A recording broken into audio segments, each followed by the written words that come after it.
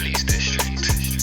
Agbaya, Agbaya, Agbaya, Agbaya.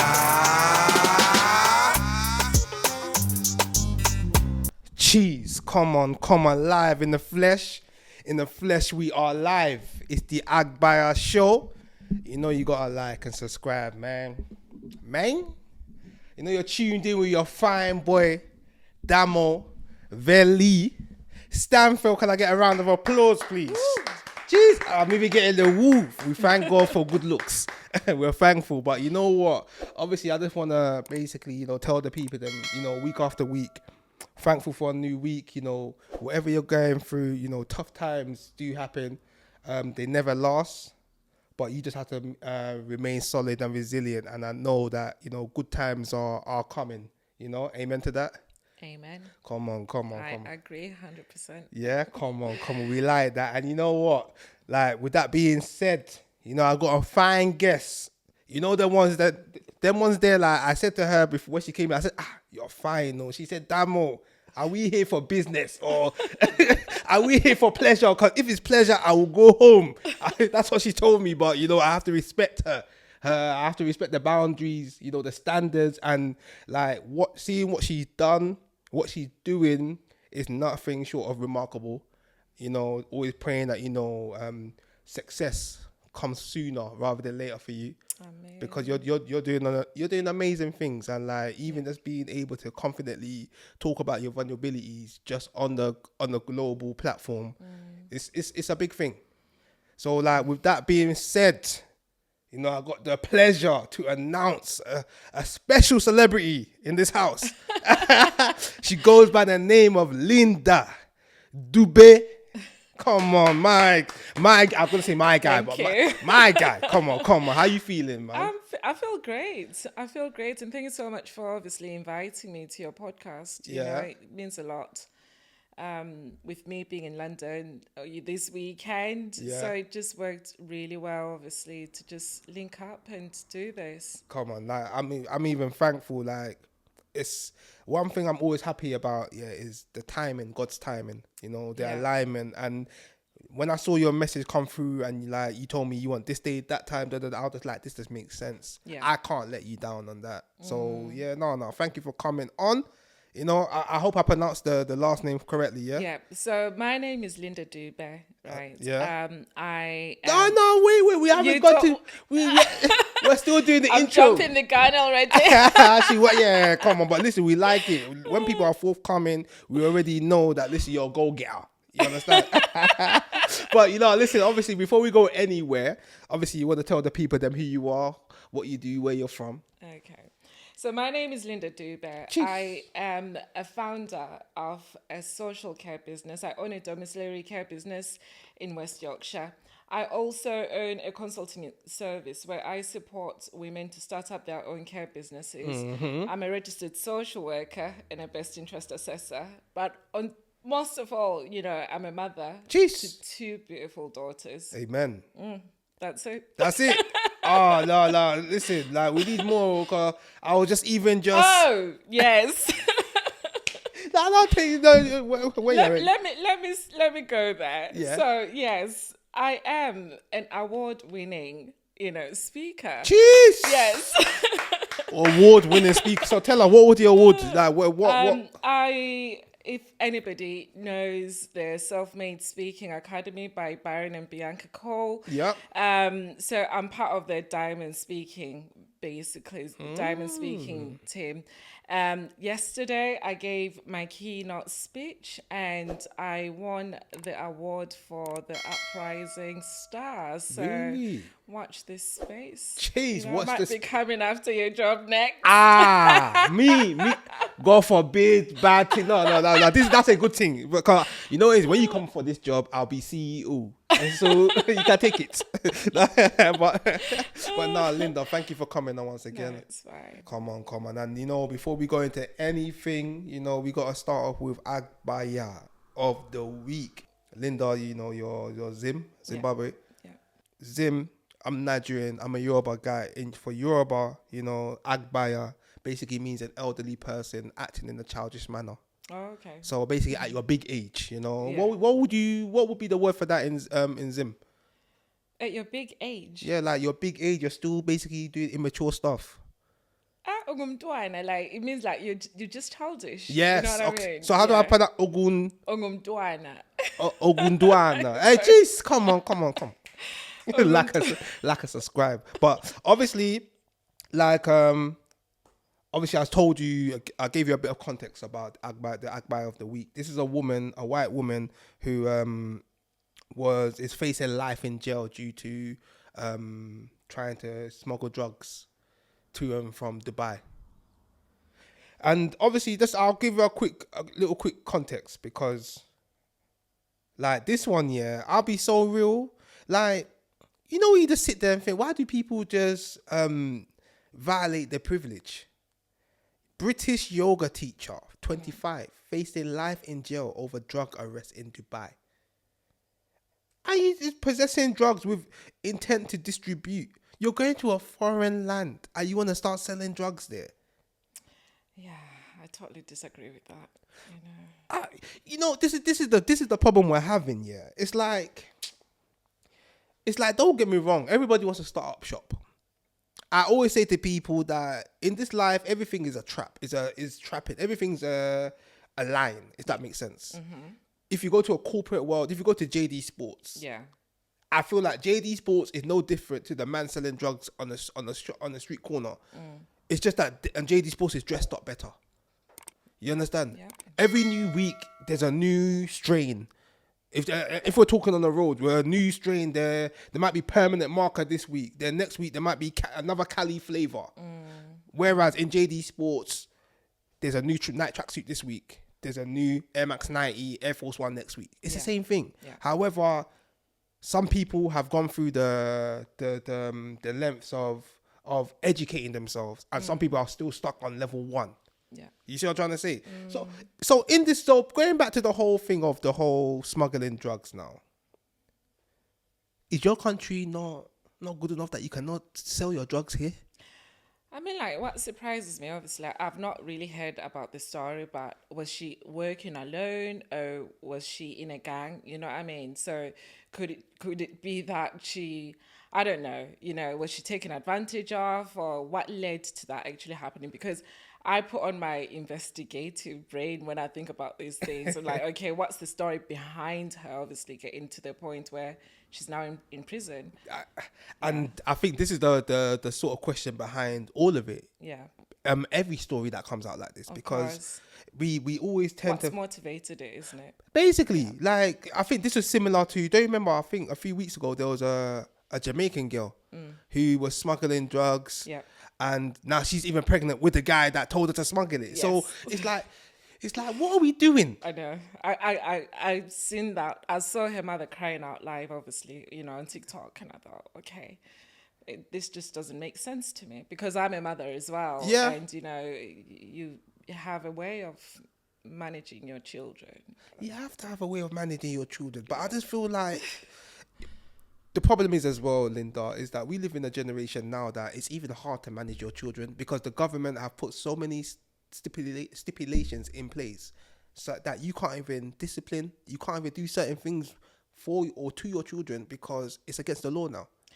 Yeah, but as a parent, you have to put systems in place, you know what I mean, in your own household. And it's about, for me, it goes back to how kids have been looked after from an early age. Yeah. You know what I mean? What seeds have you planted from an early age? Because if children see certain types of behaviors in the house, obviously, you know, they'll always escape to go outside to seek for something that's not there. And when we're talking about this girl now, you know, the one in Dubai, I just think, okay, what's the story behind that? She's been caught out in Dubai doing, you know, something illegal, but what's, you know, I just go back to what's happened in the past, you know, Okay. because sometimes obviously our past defines, you know, it shapes who we become. Yeah. But we just have to get to a point where we say, no, I don't want my life to be like this, you know, and you just obviously turn over and you leave. But some people are just stuck in that mindset, aren't they? I think, and I agree with you, and I guess you're stuck in the mindset, and then when you see possibly the amount of money you could potentially make, Yeah.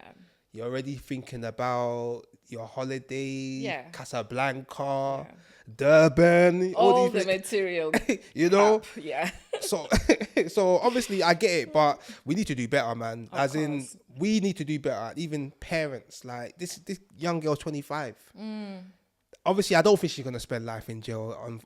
Like, if we're being real, like when it comes to, that sort of nature, that sort of behavior, if we're being honest, it's a white woman.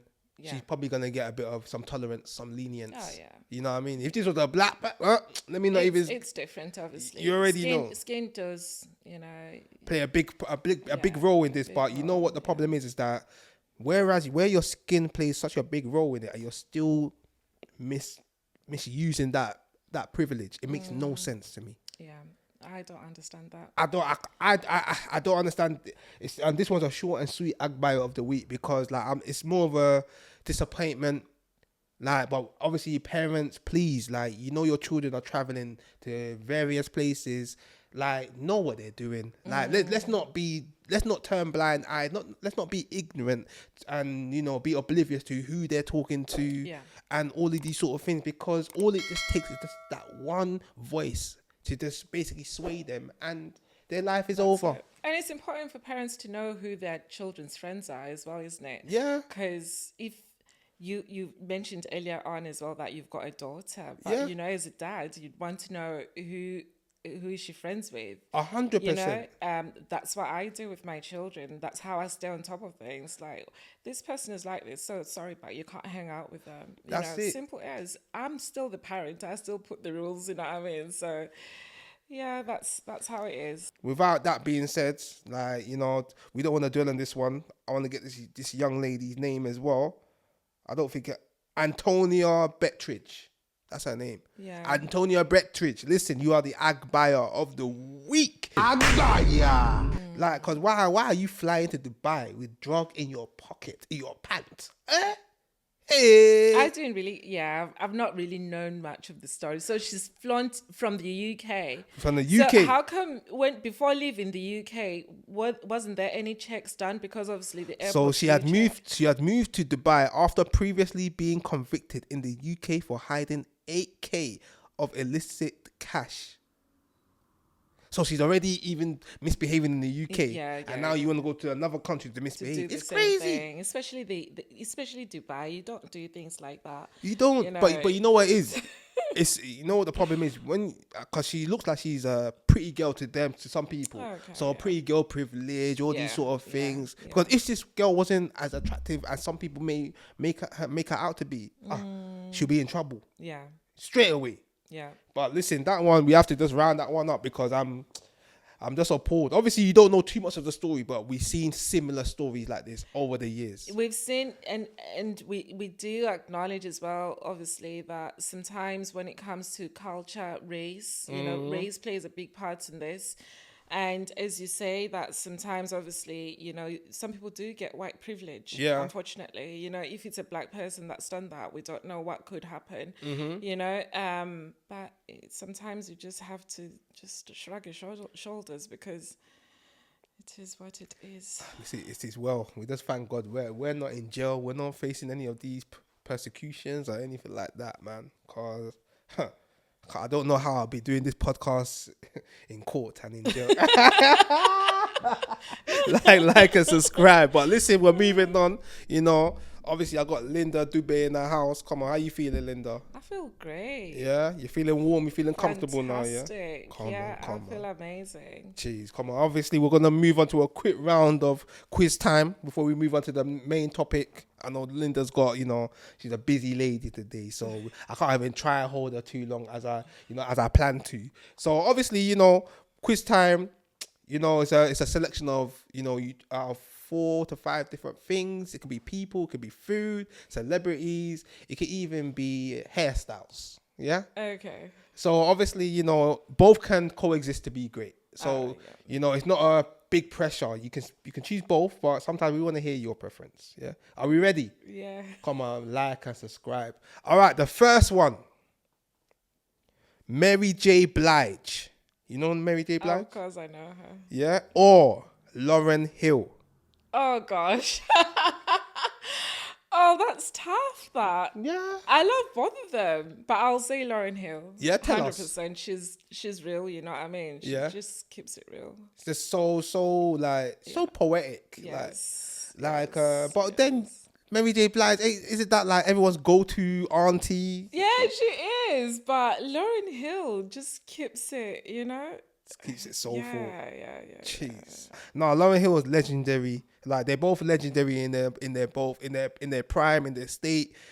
You know, I used to love Mary J. Blige growing up. I listened to Mary J. Blige when I was growing up, but then now I think I'm more accustomed to Lauryn Hill, you know what I mean? So I still just go back and listen to the old tunes because, So Mary J. Blige was sort of like, was that like your independent woman era? I was still a child. Because Lauryn Hill comes with a lot of calmness, a lot of, I don't know, we use the word submission, but she comes across like, you know, that's a woman that knows her place, knows the role, but she's not shying away from her importance. Yeah. You know? Okay, cool. Lauryn Hill, yeah? Yep. All right. Next one. My Wife and Kids or Everybody Hates Chris.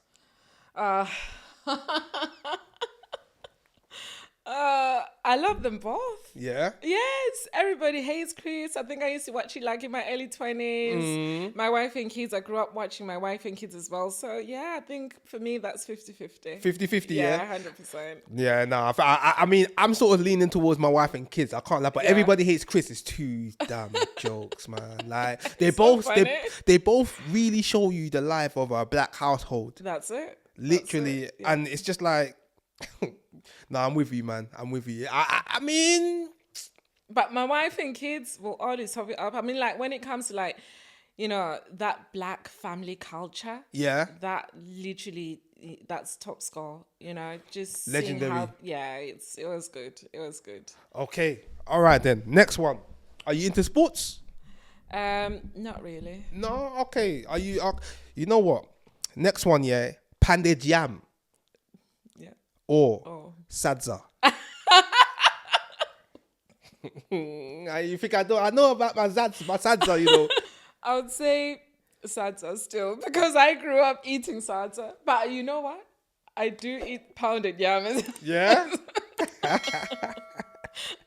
Is there much difference between the flavor and the texture? Yeah, pounded yam is a bit bitter, you know what I mean? But it's bitter. Yeah, it's got a taste, but the thing is, Sadza doesn't have much of a taste. Okay. You know what I mean? It's just like but you have to eat it with your greens and your meat because But the pounded yam it's good. It's good. You people let us know. Linda told us that pounded jam tastes bitter. You know, this is the first time I'm an Eba man. I don't even eat pounded jam heavy. I like pounded jam, but bitter. These Zimbabweans are disrespecting us Nigerians already. No. I don't disrespect Nigerians. Trust me. No, I'm playing. I love my Nigerians. Okay, cool. Sadza, yeah? Yeah. All right, cool. The next one and the last one. Morris Chestnut or Idris Elba. Morris Chestnut. Yeah? Yeah. You sure? Yes. Tell us. Yes. Look at you were ready to screw us. Don't ask me, am I sure? Tell us. I don't know. I don't want to be disrespectful. Go on. But this isn't all about looks as well, though. It's not about looks. I'm just thinking about culture. You understand? Okay. From when I see Morris Chestnut, to me, it's like a black man in and out. You know what I mean? Yeah. Okay. Whereas with Idris, It's not enough. he's a big man. You know, he's a black man, obviously, But you don't see the in and out of the you don't see the culture. I don't see the culture. That's the thing. Uncle Idris, come and show us culture. 'Cause that's an interesting take, you know. I mean, I think you're probably the first person that's come on the show and said something like that. Really? Not saying it's wrong, but it's an interesting take because it's different. I don't know. It's like, obviously, you don't know from what you see of a person on TV. Yeah. To knowing that person. I don't know his personal life and how he lives. I know, obviously, he's married to a black woman. Yeah. But, you know... I think it might be the whole accent. I think because his accent is quite British, you know. But I mean, Idris is definitely in touch with, you know, he's Sierra Leone, so he's Sloan side. He does a lot of things for the culture as well. Okay. But obviously, these are things obviously not Things everybody that sees. maybe I don't know about. Yeah. Obviously, yeah. But obviously, you know, growing up and seeing Morris Chestnut on the TV, all these films, sort of in these award shows. Look, she's even sweating. Just reminds us. It's like you got me on the hot seat, honestly.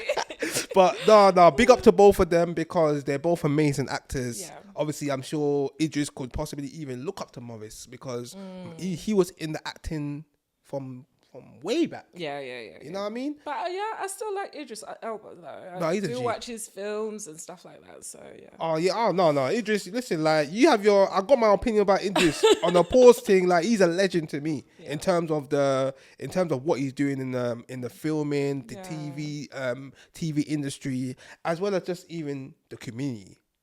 So obviously, all right, cool. So it's the end of quiz time.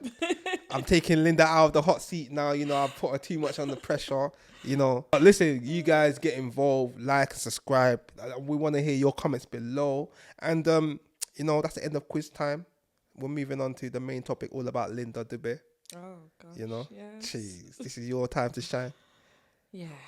Like, it's a privilege to have a celebrity in the house. I'm not a celebrity. Oh, no, you're a celebrity. All you guys, you women and men that come onto my show, you guys are the celebrity. I'm just a simple guy. Huh? I don't want to think of myself as a celebrity. Oh, you're gonna start. It's gonna get into your head, and now you're just gonna be moving anyhow. Yeah. No, not me. I'm very grounded. Very grounded. No, that's good, man. And you know what? Like, even just speaking about you being grounded, and like, I want to ask you, for the people, like, who is Linda Dube? What do you even stand for? And yeah, man. Yeah, so life has not always had, you know, its ups. I've had quite a lot of downs, more downs than ups, you know. So I came to the UK at the age of 16. Okay. You know, from Zimbabwe. That must have been sorry to cut you off already. Like, that must have been like a big culture change and very different. Yeah. Very different. You know, back home, I had just finished high school. Okay. And I had started modeling as well that time. Yeah. My mum, she really didn't want me to partake in things like that, you know, and she brought me to the UK. She was already here. Big culture change. You really? know? Big culture shock. I had to learn the language, you know, because obviously the English is a bit different. Yorkshire, I had to learn the Yorkshire accent and how. you know, like, as you're a speaker, you're saying certain things. I was like, where is this accent from? I think, is she from the Midlands or what's going on? Yeah.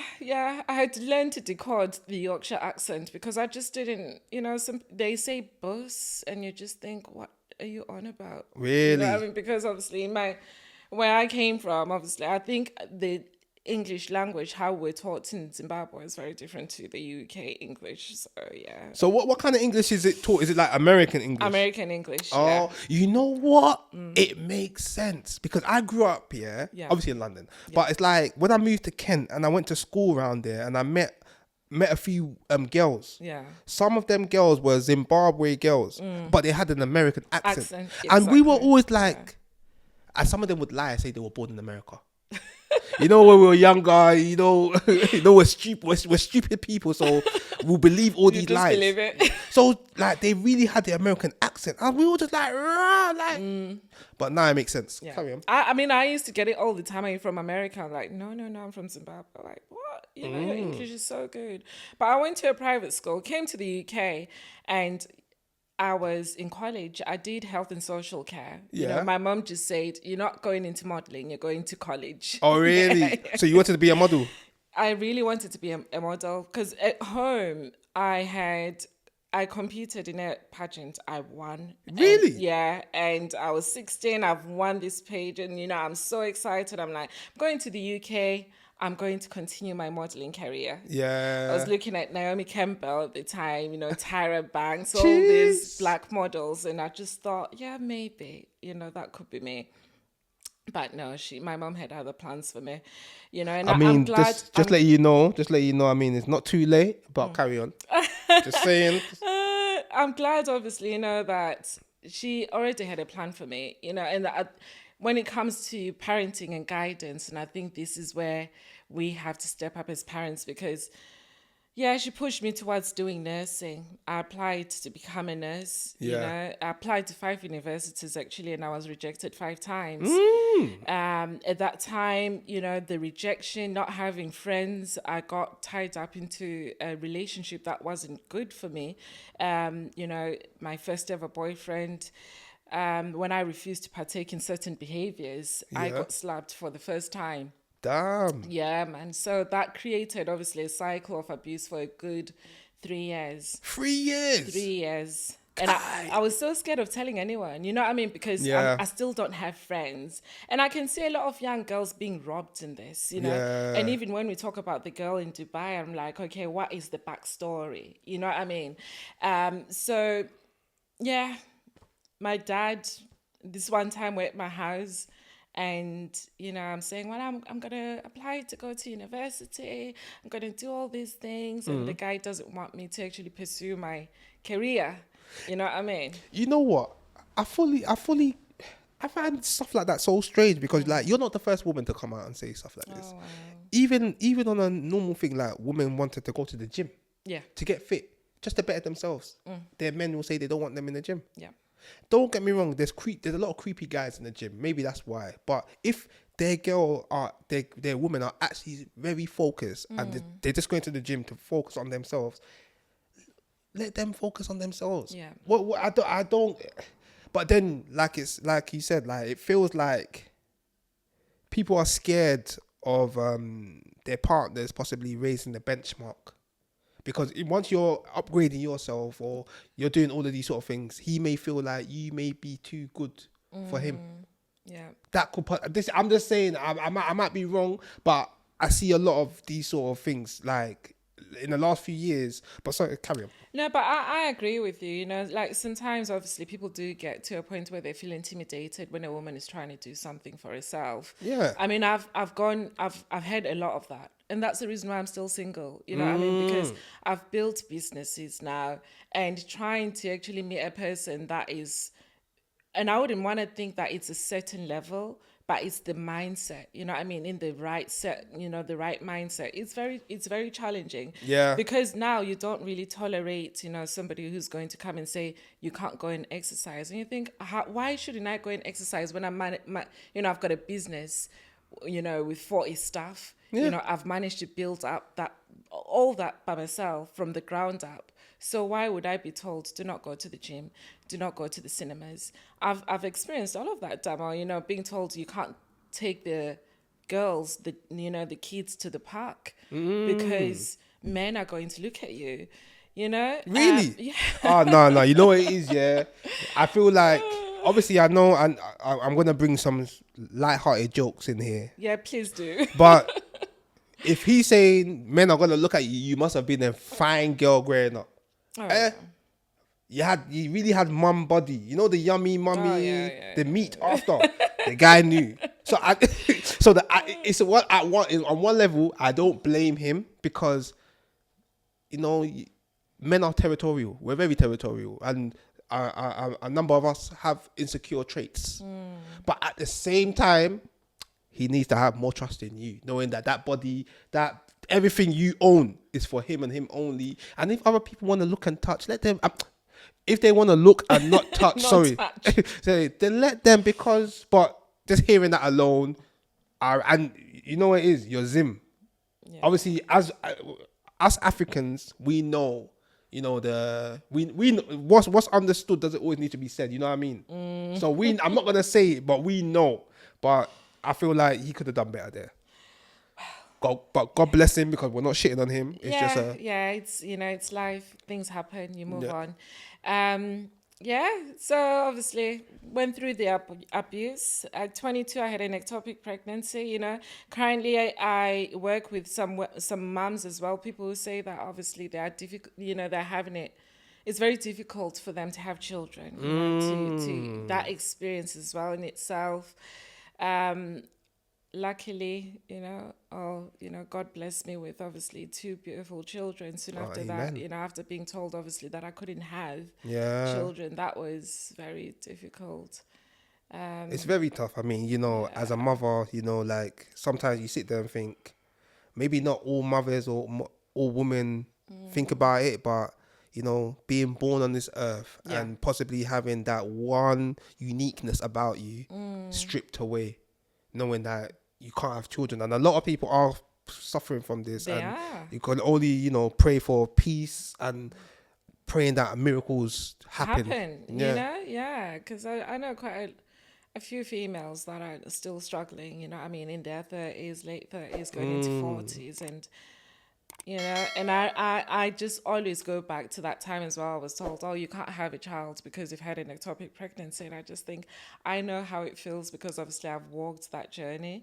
But, God did bless me with two children at the end of the day. But a bit more about myself. I went off to university soon after. I studied social work. And I practiced social work up until last year. Yeah.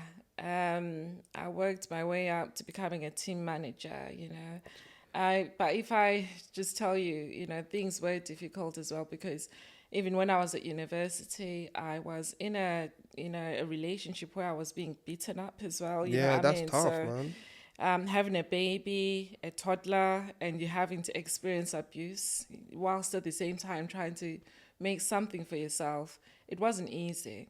I can, and you know what? Because I was even gonna say, the challenges, but even before we even move on to the challenges, like the inspirations behind getting to where you've got to now. What was your inspiration? Just wanted to provide for my children and keep them safe. You Mm. know what I mean? Because I feel that there was a point in my life where I wasn't safe. And knowing fully well that, I've got daughters as well. Yeah. All you just want to do is give them what you've not had. Yep. And my daughter, she's now 17. And it comes up quite a lot. It's like, wow, when you're 17, but when I was your age, I was going through abuse. One thing I always want to let you know, like, you're an amazing person. Don't you. let anybody make you feel like you're not. Like, let me tell you, I'm telling you, we've all gone through hard times, obviously, but it's a case of you've decided not to blend in, and you're standing out. Yeah. It's always going to be tough, we thinking about it. But trust me, we're with you. We're with you, man. You got this, man. Because listen, like, people don't understand. Like, you're talking about you've raised businesses, you've managed a lot, you've done a lot of startup. You understand? So the tears you're showing me now, I see it as tears of joy. Yeah, it's the journey, isn't it? Of course. And to be honest, it was a challenge, having now, as I was saying before, obviously, that she's 17. I started experiencing abuse at 17. Yeah. And being there for her now to understand that this is quite a volatile time, in your life, and you need me so much. And I'm not being disrespectful. My mum was there. Yeah. But obviously, as a woman who's also just come from Africa, she's working, double shifts, trying to, make a living for me and my brother. So there's things that she would have missed out because of course. And I was, as you say, I was one of those girls that says, well, you can't really tell me what to do. I'm just going to go anyway, No, listen, I was like that as well, but we were misunderstood kids. Yeah. And like you said, our parents, they were sort of like the first immigrants into the country. Of course. So they didn't have the most time for us. They had to sort of work. They worked. Yeah. I remember I was going through a lot of issues during my younger days, and sometimes you would want your dad or your mum there and whatnot, but you gotta find your own way. Yep. Unfortunately, if I had the sort of that courage to maybe speak to my parents, tell them maybe issues I'm going through and whatnot, and maybe they will be able to help me in them sort of situations. It's tough. They're not always around. Yeah. And sometimes you don't always, if you go to your parents and talk to them about these sort of things, you sort of feel weak. Yeah. Because you can't. You can't. But then it's one of them ones, we're thankful that I didn't do anything crazy. Yeah. But it's a case of, it's just that was our sort of coping mechanism. Yeah. So like you said, going back to looking at our kids growing up and thinking you're 17, my son's 14, like at 14 I was doing all sorts of Mad craziness. things, yeah. And you haven't even done half of the stuff I'm done. Of course. I just look at that and say, thank God. Yeah. We just have to be grateful. That's it. You know what I mean? Because I look at her now, my eldest, she's finishing her A-levels, you know what I mean? And she's doing business and health and social care. She's talking about coming to work in the business, obviously. Oh, wow. You know, and those are the kind of things that I look at now. My mum, she was struggling. We're living in a one-bedroom house with me, my mum, my dad, and my young brother. You know what I mean? It's a lot. And it was just too much trying to work. She was trying to work to make money for us, you know, put food on the table, shelter over our heads and stuff. Yeah. So I can't really, you know, fault her because she was trying her best. Yeah. Whereas obviously now I was given the opportunity to also do the same thing. But now it's working towards making other people's lives better. Yes. You know what I mean? The littlest that I can do. Yeah. I've set up the care business now. It's doing really well. We've got people working there. A lot Sick. of people as well from abroad. Amazing. You know what I mean? People who've been struggling, who've come to the UK and have struggled. Yeah. You know, and through the work that we give them, you know, it puts food on their families' tables. Oh, that's amazing. You know what I mean? So, and this morning I'm driving all the way, you know, to Swindon to do freelance work because I still need to try and diversify to make sure, obviously, that there's enough income within my household, Yeah. as well as the businesses. You see, I want to let all you young ladies out there, yeah, that, you know, you come on social media, complain sometimes about life, how you want soft life treatment, how you want a man to do this and that for you. You have a woman here that's doing it all herself. All herself. There's no excuses. I'm not doing this comparison. I'm not comparing you to Linda, but see Linda as a inspiration, an example. If you feel like you can't do certain things or there's obstacles, go and check out Linda's story. Go and check out her platform, and you see that this is not a woman that's able to do these things without no limits. There are limits, there are limitations, but we rise up against them. We do. We have to. You don't have a choice. For me, I felt like I don't have a choice. I've never been looked after by a man, you see. The person that's looked after me as a woman was my dad. You know, I've got brothers. There was a point where I lived in London for a good 2 years. You know, I was struggling financially. My brothers were helping and supporting me. My dad is retired now. He can't work. You know, I wasn't saying, I need to find a man to help me out, because obviously that intention itself is wrong. And that intention comes with a lot of repercussions that you may not be ready for. You get yourself in situations like, you know, abuse sometimes. You know, I mean, I've known females who've been physically and sexually abused because they are seeking out a man who's going to buy them the next meal or the next drink. You know, so I've been in girl groups as well, don't get me wrong, where, you know, we're going out as a group of girls, but some of the friends within the girl group are seeking out men to buy them free drinks. You know what I mean? I've lived it all. I've done it all. I've retired. Now it's just building. And that's, and you know what it is, and that's sometimes we need to hear that. You need to sometimes, and you done it at such a young age as well. Yeah. Because I feel like a lot of people come to this sort of reality and realization probably where they're in their 50s, 60s, 70s. For you to be entering your 21s. My 29.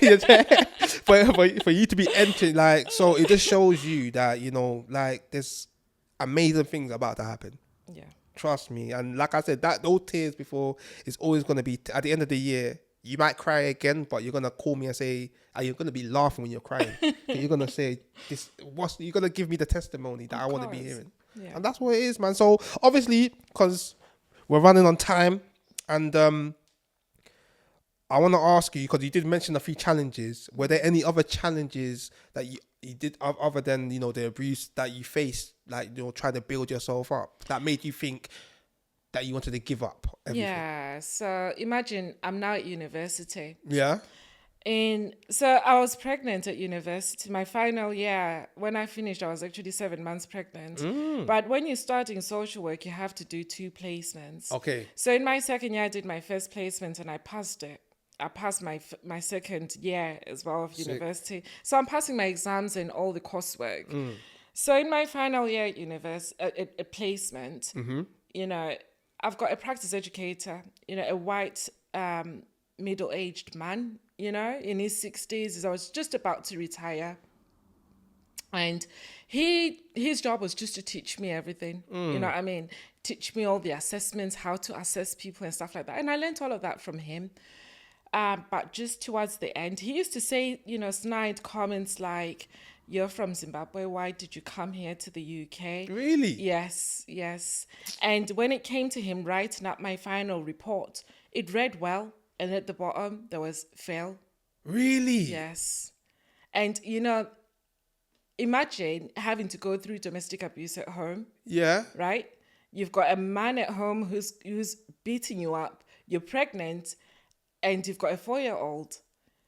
And you are trying to do something to get away from all of this, what's happening at home, trying to better yourself. And having somebody tell you that, no, you're going to fail. I'm like, but I'm just about to finish. University finishes in like 2 months. You know, I mean, a month's time I'll be done. What do you mean that I've failed? And for the first time in my life, you know, I advocated for myself, Damo. I had never done that. Really? I had never spoken up. I had always been the type that, you know, when people say, "Oh, do this," you know, you just do it. Just do it, yeah. Just do it, just for the sake of it. I don't know what happened that year, you know, for the first time, I stood up and I said, I'm done, you know, I'm tired. I'm being beaten up at home for just surviving, you know what I mean? And this is what's happening here. I can't do this. So I challenged the decision. We had a meeting with university, meeting with the placement organization, and I won my case, you know, but it was just that thing that I just said to myself that I wasn't going to give up. Because imagine if I had just given up, I would have lost out a degree, lost out 3 years of my life. Crazy. You know, and I know people sometimes they start university and they just say, "Oh, it's too hard. Let me just stop." Yeah. And I'm not saying that university is the best way of actually, you know, achieving in life, because you can do a lot more than just going to uni.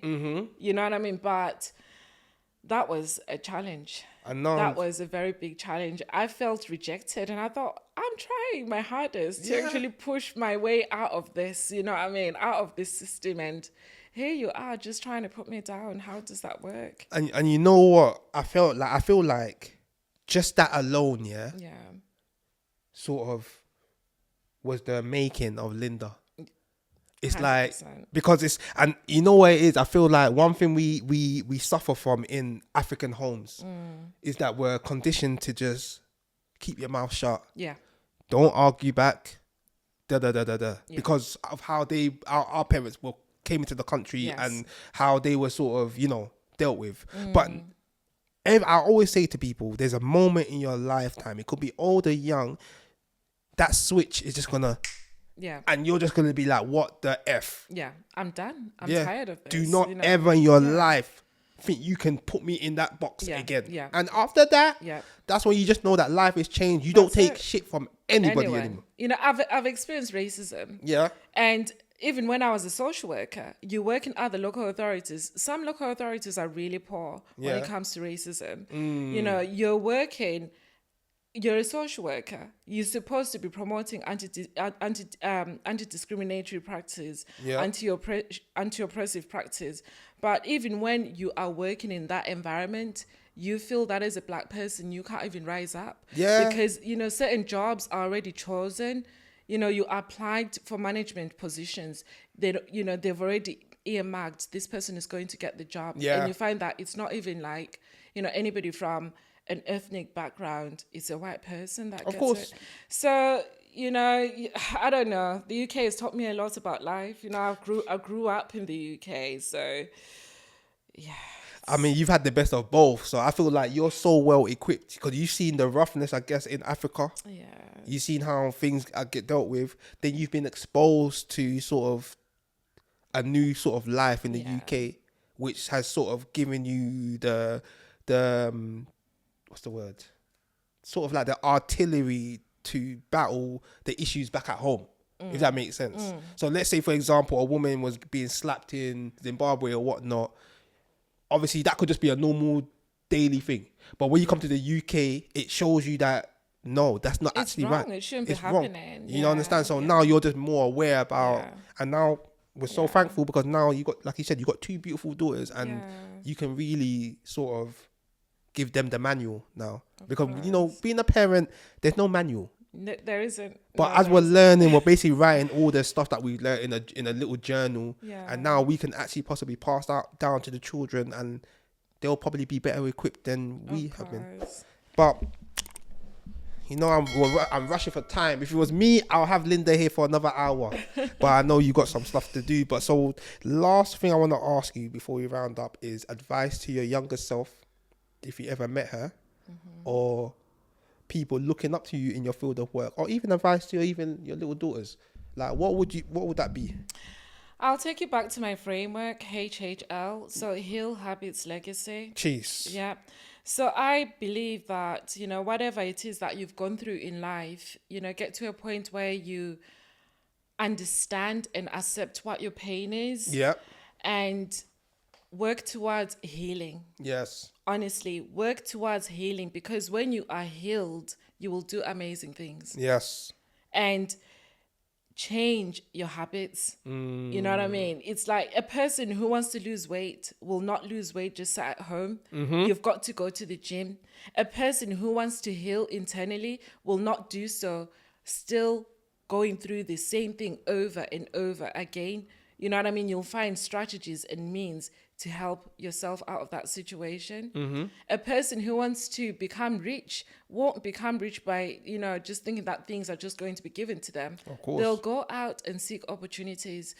So change your habits, and those small daily habits, you know, repeated within 5 years, you will get to a point where you are building your own legacy. Jeez. So that's my framework. That's what I live by. You know what I mean? And I gave myself a time frame as well, that this is where I want to be in the next 5 years, and I'm along that journey. Jeez, amen to that. And I feel no, listen, like I feel like you. I'm 2 years in. I'm 2 years in. My business is making £40,000 a month. Jeez. You know, so I've got a freelance, what I've just been doing this morning, traveling, you know, the other side of England to come back to London. So I would say, obviously, believe in yourself. And that's what it's about. Somebody that's bringing in 100K in their business a month is telling me that she's 40K. No, don't say that. Because she's saying 40, she's being modest. You see, when I said to you people, I'm with a celebrity. But she said to me she's not. Somebody that's bringing in that much money, how can you not be a celebrity now? But no, listen, Linda, it's been an amazing episode. It's been lovely. Thank you. I feel like, you know, you've shown so much in this episode, and I feel like it's inspirational to people going through the same thing you're going through. And one thing I want to talk on before we round up, because I felt like we didn't speak on it, but you just mentioned it, was your company. You said HHL. Yeah, so I own two businesses at the moment. So it's TLS Social Care, which is it's the domiciliary care business. So I mainly have oversight over this business because obviously it's run every single day by a manager. I've got a manager, you know, who does the day-to-day running. Currently, I am working on supporting other women or, you know, people to open their own care businesses in the UK. It goes back to, obviously, my childhood, you know, starting off in care.